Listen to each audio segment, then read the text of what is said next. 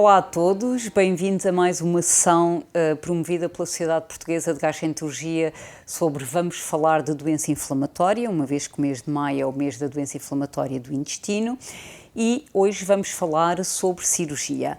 O meu nome é Marília Cravo, sou vice-presidente da Sociedade Portuguesa de Gastro e temos aqui a professora Susana Ouro, que é cirurgiã coloretal com especial dedicação à doença inflamatória do intestino. E, de facto, começamos pela doença de Crohn, temos a doença de Crohn e a colite ulcerosa, e o que nós sabemos é que cada vez temos mais doentes com doença inflamatória do intestino, nomeadamente a doença de Crohn, e muitas vezes precisam de cirurgia. E, de facto, felizmente que também tem havido muitos progressos no tratamento destas doenças, nomeadamente a doença de Crohn, e ao contrário do que se passava há 20 ou 30 ou 40 anos atrás, em que a cirurgia era só chamada na altura em que haviam complicações que já não eram tratadas medicamente, o doente tinha fístulas, tinha estenoses, apertos, então aí entrava a cirurgia. E as coisas mudaram um bocado nos últimos anos, sobretudo para a doença de Crohn, e vamos começar por falar da doença de Crohn, em que se mostrou que a cirurgia às vezes pode ser logo utilizada de início. Susana, gostava de perguntar se concordas que de facto na doença de Crohn a cirurgia pode ser uma opção quase antes da terapêutica médica e que falasse um bocadinho sobre isso. Muito obrigada pelo convite, com muito gosto que estou aqui. Sim, desde há uns anos para cá percebemos que a cirurgia já não é a terapêutica final quando toda a outra terapêutica médica não funciona. O que acontece é que foram publicados alguns estudos, vários, nos últimos 5 anos, alguns ainda decorrem inclusivamente com essa temática, que mostram que quando a doença de Crohn, isto é aplicada à doença de Crohn, é localizada sobretudo na região ileocecal e não tem afecção, não afeta o restante intestino grosso, é possível, em vez de iniciar medicação, esperar o resultado da medicação, fazer o contrário, fazer uma opção cirúrgica em que se resseca, em que se tira aquele segmento intestinal e faz a ligação intestinal. E isso, aparentemente, é uma alternativa tão boa ou melhor à alternativa médica e que evita o contemporizar e o só recorrer à cirurgia quando as coisas não funcionam com a terapêutica médica. Isto é relativamente recente e começa a ser difundido, particularmente para segmentos muito específicos. Quando a doença é uma doença muito mais lata, que afeta mais o intestino, já não podemos agir desta forma.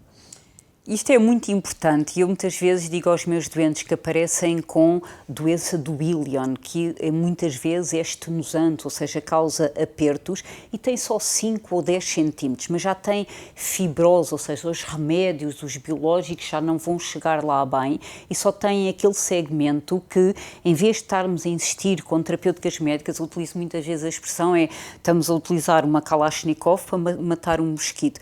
Porque, de facto, se o cirurgião fizer uma cirurgia ressecar só aquele segmento doente, depois o doente deve repetir um exame para ver se a doença voltou ou não ao final de 6 meses, seja uma ressonância, seja uma colonoscopia, e o que esses estudos mostraram, Susana, é que em 50% dos casos a doença nem volta. Pode continuar a ser vigiado, mas temos quase a esperança de ter curado e por isso o doente não estar com as terapêuticas avançadas, que são ótimas, mas que têm alguns riscos e alguns custos, e por isso devemos hoje pensar, sobretudo, como tu disseste, quando é uma doença localizada. Acrescenta a isso o facto de hoje termos outras ferramentas, nomeadamente as ferramentas hoje, já há alguns anos, minimamente invasivas, eu estou a falar de cirurgia laparoscópica, ou seja, dos furinhos, ou robótica, que permite tirar um pouco da agressão cirúrgica das cirurgias em que nós fazemos uma laparotomia, ou seja, uma abertura da cavidade abdominal para uma grande incisão.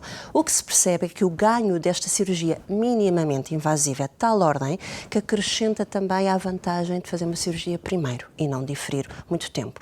Além do mais, nós temos que garantir que estes doentes, e também na generalidade dos doentes de doença inflamatória, nós também os temos otimizados do ponto de vista perioperatório.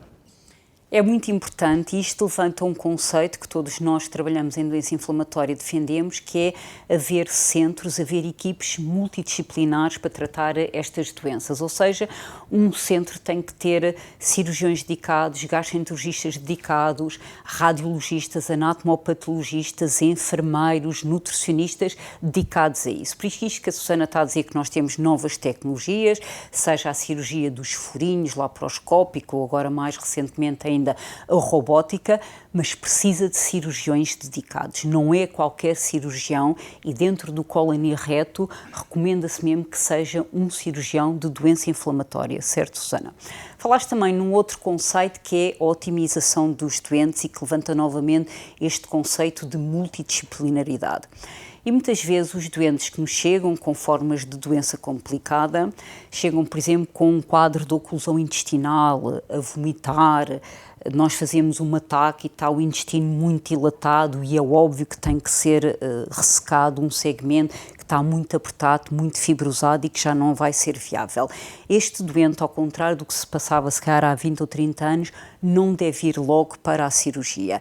Deve ser avaliado sempre conjuntamente, obviamente com o cirurgião sempre presente, e deve haver uma otimização. Nós fazemos, e cada vez há mais evidência disso, nós e muitos outros centros portugueses e lá fora, uma otimização do doente, nomeadamente com as chamadas, aquelas dietas químicas, o IBD, nutrição entérica exclusiva.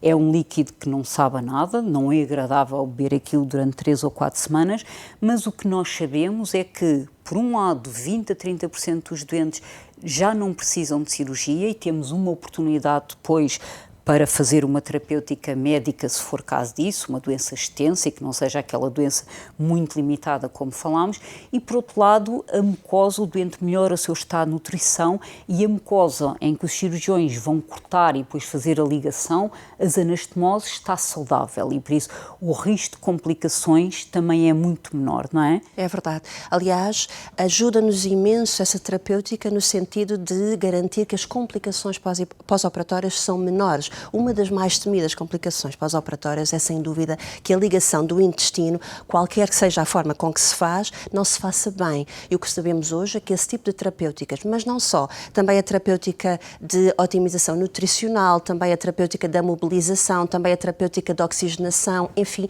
mas sobretudo a nutrição entérica, faz com que a zona da ligação intestinal tenha uma qualidade cirúrgica melhor e uma capacidade de ligar com mais segurança e que minimiza o problema precisamente da deiscência anastomótica, que é o que nós chamamos o separar.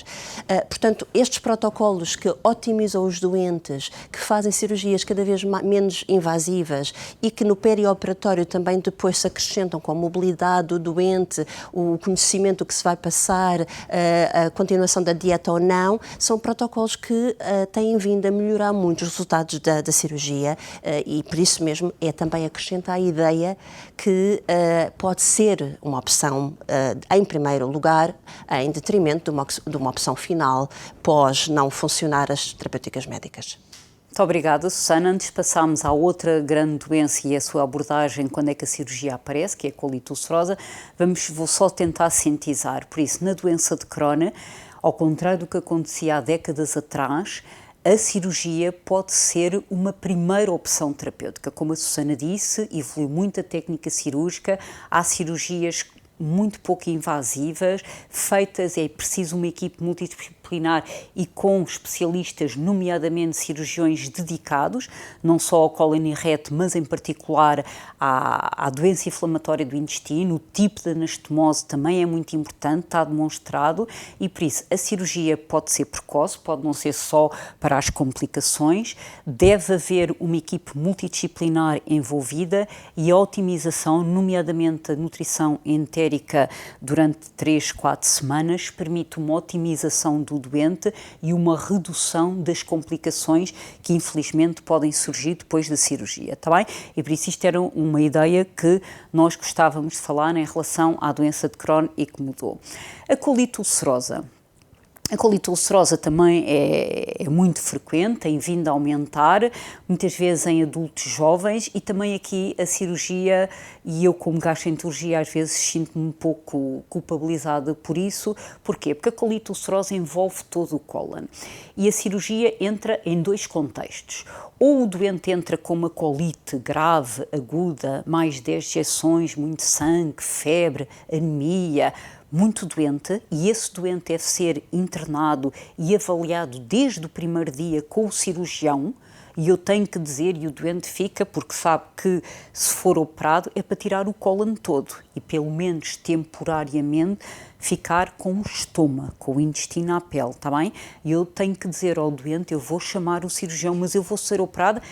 Não, não vai ser operado, mas o cirurgião tem que estar envolvido e se não responder a cortisona, a biológicos, pode ter que ser operado e o cirurgião tem que estar ao lado do gastroenterologista e avaliar o doente diariamente. Susana. Mais uma vez, a ideia da multidisciplinaridade e da precocidade com que nós somos envolvidos. Aliás, isso é o que define uma unidade dedicada a isto. Não é possível tratar bem quando nós não temos o recurso a tudo e uma das armas terapêuticas pode ter que ser o cirurgião e a sua cirurgia, colectomia total, colectomia ou protocolectomia, quando se tira o cólon e o reto, mas isso é muito excepcional na situação aguda. Mas a verdade é que esta dualidade e este conversar sistemático sobre aquilo que está a acontecer ao doente e o perceber qual é o caminho que o doente está a tomar é fundamental. E também a experiência de lidar com a urgência na colite ulcerosa é fundamental e daí que o cirurgião dedicado à doença inflamatória também seja particular. Mas também acrescenta que depois, quando nós temos que fazer a segunda cirurgia, as reconstruções, decidir se temos que tirar o reto, enfim, tudo isso também tem que ter um cirurgião dedicado porque há muitas nuances. Há a nuance do doente jovem, há a nuance da ponderação da fertilidade, da ponderação da função sexual, da ponderação do momento em que se deve fazer isso, da necessidade terapêutica e tudo isso é discutido, não só entre nós as duas, entre o gastroenterologista e o cirurgião, mas também tem que ser um cirurgião relativamente experiente para compreender que isto existe. Exato, e é uma maneira de nós tratarmos com eficácia esta situação que é muito grave, está bem? E que pode não necessitar do cirurgião, mas o cirurgião não pode ser só chamado ao 5º ou 6º dia em que o doente está com corticoides, que já não respondeu a nada e que vai entrar quase com uma cirurgia major num doente muito doente e isso é errado, está bem? E por isso é muito importante doentes com colite ulcerosa grave serem internados em centros especializados que tenham esta componente do cirurgião e do resto da equipe. A outra situação em que eu também já me arrependi, também já tenho uma certa idade e por isso uma pessoa vai aprendendo com os erros.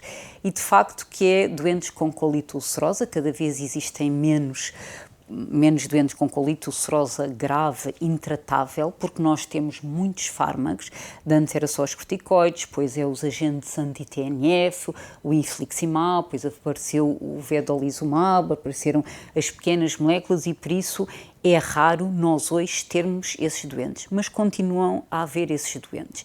E de facto, muitas vezes, e temos doentes em comum, que ainda há bocadinho estávamos a falar, são doentes jovens, às vezes têm 18 anos. E como é que eu vou dizer a um doente de 18 anos que tem que ficar sem o cólon e que temporariamente vai necessitar de ficar com um saco? Eu nem lhe consigo dizer isso, eu não consigo pensar nisso e isso é errado.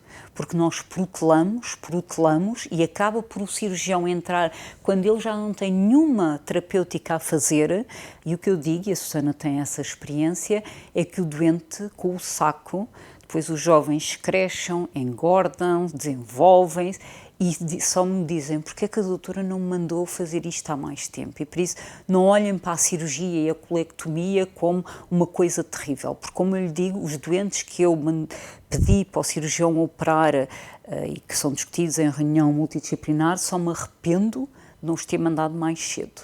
E de facto porque nós próprios, médicos, profissionais de saúde, temos isto na cabeça que é uma cirurgia muito mutilante. Susana, queres-nos contar um bocadinho dessa experiência, destas doenças intratáveis? Eu tenho exatamente a mesma experiência. Aliás, a situação, eu tenho sempre a sensação de que vamos um bocadinho tarde demais. Eu, com frequência, até acabo por desabafar com os colegas da gastro, dizendo se calhar devíamos ter ido mais cedo.